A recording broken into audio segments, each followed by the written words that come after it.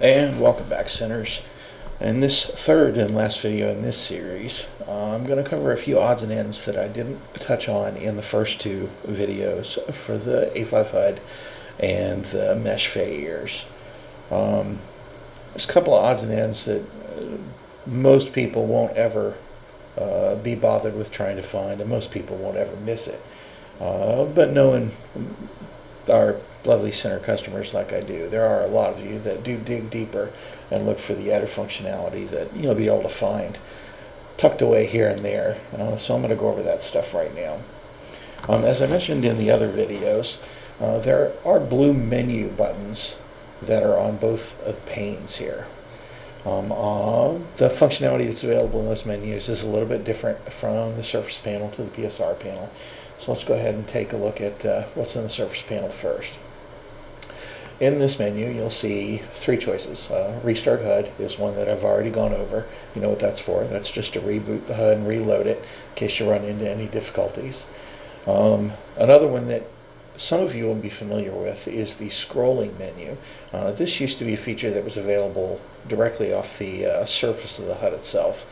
Unfortunately, there were a lot of people that stumbled on it accidentally and turned on scrolling on stuff like on the Aphrodites and that kind of thing, and it really became an issue. So I thought it would be wiser to tuck it out of the way so that the people that want to use it can find it easily, and the people that don't need it don't stumble onto it accidentally, creating bizarre effects that they're just not interested in. I'm going to go ahead and show you how this works on the ears, even though this is a good example of the kind of thing you probably wouldn't want to do.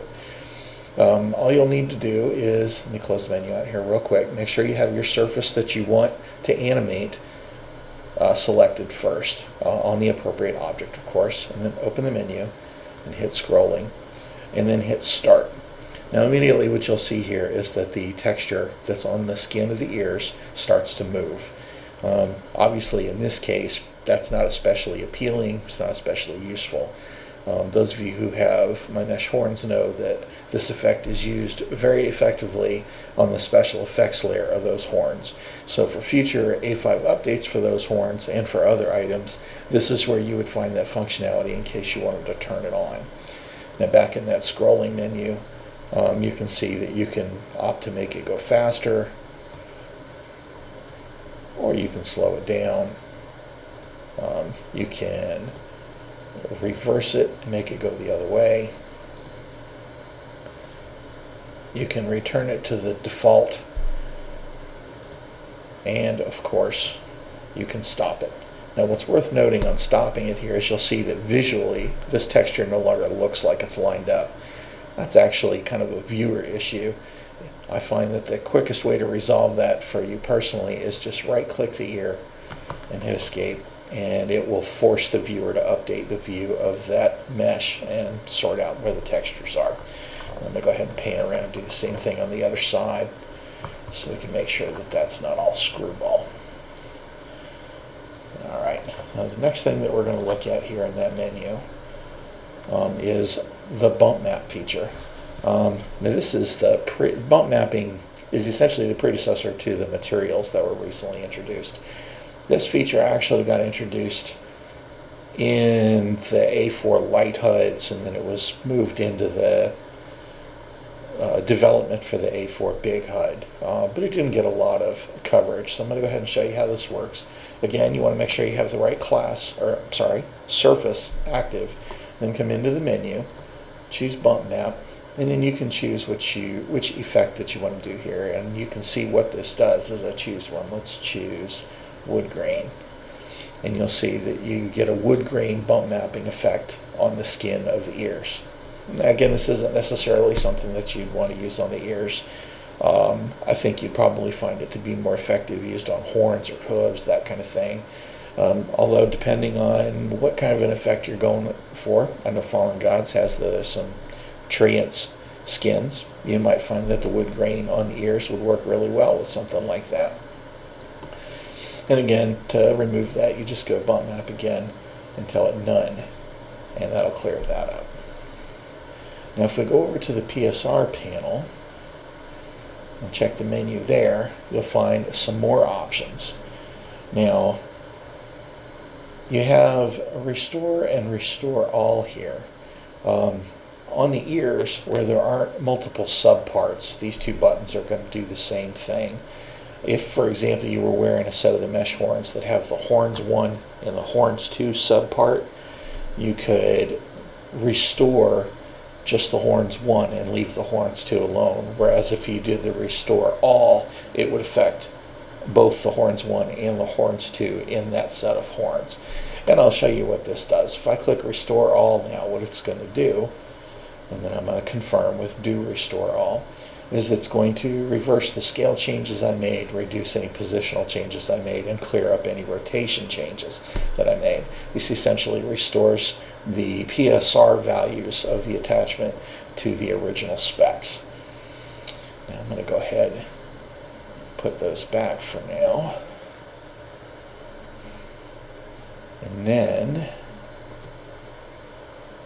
we're going to come up here and we're going to look at the hard reset button. Now what the hard reset button does is it takes the selected attachment and forces the scripts inside to do exactly what it says, hard reset.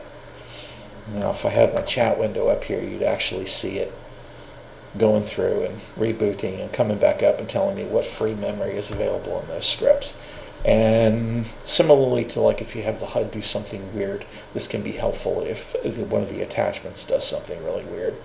I should probably mention that if you do somehow manage to have some kind of a stack heap or a terminal error in an attachment, the hard reset won't work through the menu. You can probably still hard reset them through the SL menu, but you wouldn't be able to use the HUD menu. Something else I should mention, if you do a hard reset, even though it hasn't restored the ears visually to their original specs, for example, if I went down here to do the rotations again, you'd see that all of a sudden they would revert, because basically what it's doing is it's adding any new changes I make to the default specs because the memory's gone from the script. So again, I'm going to make the changes that I had on here before. We're going to come back into the menu here, and I'm going to go ahead and show you the increments menu. Basically, this is just another way to get your increments that you saw directly off of the HUD in the previous video. The most useful functionality here is defaults. Like if you had changed all of your increments to something else and wanted to restore all of those to the defaults, you could go to increments and defaults, and it would change all of those back to the default increments. Otherwise, you're probably not going to want to go through the menu to change those when you can do it right here so easily. Okay, finally, something else that's going to be very useful here for some folks if you want to try and strip some of the scripts out of your attachments is the lock attachment choice. Let me start off by showing you, if you edit one of these ears, inside there are two scripts. There's the Alchemy script, or the A5 script, and then there's the Cineract script. And I'll get into what Cineract is here in just a little bit.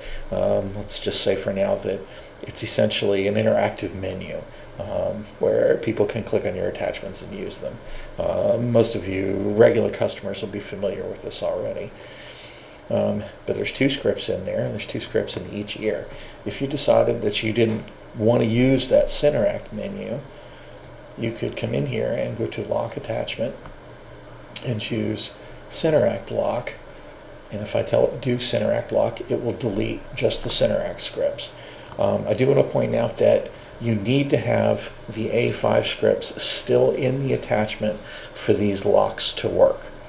Now, if you didn't want to have any scripts left in your ears, you could do the lock attachment and do strip all, and it would take out all of the scripts. And another choice would be in some attachments you also have some core functionality. Like for example, a set of body spines that has the ability to extend and contract. That would be core functionality. You could use the core lock to take that out. However, it's worth noting that Cineract functionality is intermeshed with the core functionality. So if you do a core lock, you'll also be doing a Cineract lock. Although that sounds a little more complicated than it really is. But the short and sweet is that this is just an automatic way for you to remove scripts from the attachment if you want. Again, if you wanted to remove the center rack functionality, but you wanted to keep the A5 functionality so that you could change textures and resize them and that kind of thing, you would do the center rack block. And you'd come in here and do S-lock and then confirm with do S-lock. And you'd actually see that the ears each report that they're detaching automatically to save the state. And it'll tell you that this is an attempt to work around a long-time SL bug. A short description of what that is that if you modify an attachment while you're wearing it, it is actually possible for SL to revert to an older cached version of that attachment the next time you wear it. Both of those ears, essentially what they did was they deleted the center rack scripts and then they detached to try and save their state. So I'm going to go ahead and wear those again. And then you'll see I'll go ahead and edit this ear and look inside, and the center rack script is gone. The other ear's the same way. Center rack script is gone. All that's left in there right now are the A5 scripts. And again, if I wanted to go ahead and delete those A5 scripts now, at some later point or whatever, because you need a set of ears that are unscripted now to keep your script count to a bare minimum, you'd come into the menu and do a lock attachment and do an A5 lock and then confirm. And again, the same thing will happen. They'll both report and then detach.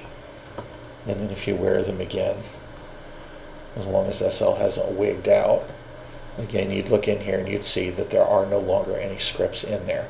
Now the config note cards for the center rack are still in there, but those don't have any SIM overhead. So if you really wanted to get rid of those, you could delete them by hand. But there's not really any call for that. I should also mention that the script locks are not reversible. There is no undo. Once those scripts are deleted out of those attachments, they're gone. So please make sure that you either make a copy and delete the scripts out of the copy, or just make sure you hang on to your original delivery package, because your original delivery package can always be unpacked so that you get a new pair. Also, some attachments will still have the auto update script in them. As things stand right now, I'm thinking about changing the way all of that works, possibly integrating the update checks into the core functionality of items. If I do that, then doing a core update would delete those auto update scripts. If I leave them separately, I'll probably set them up so that a strip all would remove them. But if you wanted to remove them by hand, you can always delete a script that says auto update in the name by hand. Again, you'd want to make sure you keep a set that has the script intact so you could check for updates that way. And you can always receive the newest version of something by hitting any of the vendors and choosing the redelivery page. Now, I did mention CenterAct before. CenterAct is something that got a heavy update along with A4 moving into A5 with these ears. I'm actually moving into CenterAct 2 now. These ears do come already equipped for that. However, attachments no longer generate those menus on their own. To minimize script space that's used by the attachments, I moved a lot of that heavy lifting into a single HUD. That HUD will become available as a beta version for free in the store very soon. And as soon as you pick up one of those HUDs and wear it, you'll be able to use it to access the CenterAct menus in your ears. Your ears will become clickable, that sort of thing. Sometime here in the next couple of days to a week, I'll probably be setting up the first tutorial video for the first beta version of the CenterAct 2 HUD. So you'll be able to learn more about that at that time. For now, I think that I've covered all the bases now on the A5 Product HUDs and the new Fae Mesh Ears.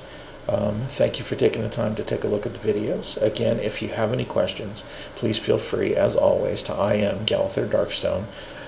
You're bound to get an auto response, even if I'm sitting at the keyboard.